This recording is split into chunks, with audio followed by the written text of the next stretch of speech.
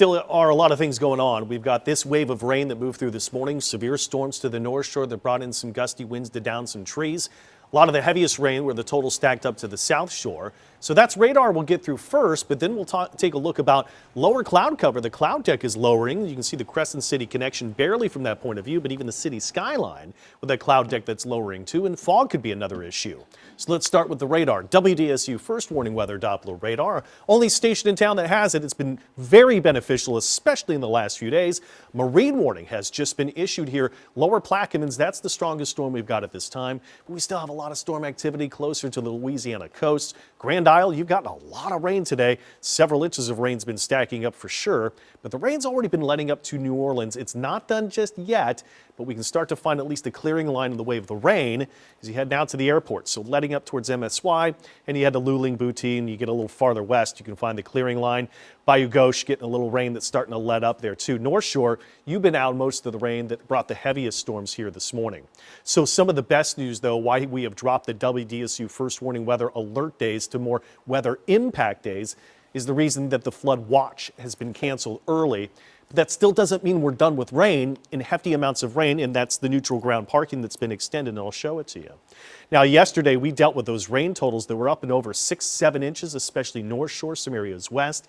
That's swollen streams, and you can see that some of these have reached quickly moderate flood levels. The Bogafalaya, the Tchefuncte rivers here. Where I'm watching here is going to be where the rising rivers in the moderate stages to the Tchefuncte here, the Bogafalaya, Boston Street, and Folsom. Those are the ones that we'll need to watch the closest. Those that live around, keep up with your weather alerts through WDSU.com and download our app. Temperatures right now with 60s and the dew point's not far behind. We're already developing fog that we could clearly see outside, or maybe murkily see outside as the cloud deck was dropping. And so at 6 p.m. for marine fog will go into effect this evening, but then at midnight, those areas along the coast and around bodies of water will go into the official fog advisory tonight, dense fog advisory. But I'll say for everybody this evening, take it low and slow. That means when you run into that fog and the clouds, it's low beams and then slowing down too.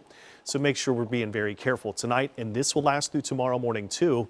And we still have more rounds of rain. This one's through, but there's another round of rain potential with a feature moving in the final cold front to bring the last round of rain to Saturday morning. And then we're done with the rain from here. So let's see in the high resolution forecast here this evening. Tonight it's gone, but overnight, early morning hours could still find this wave of heavier showers and possible thunderstorms. I think we will see thunderstorms within there. Let's just say showers and thunderstorms. And within the heaviest of it, 1 to 2 inches of rain is still likely with it.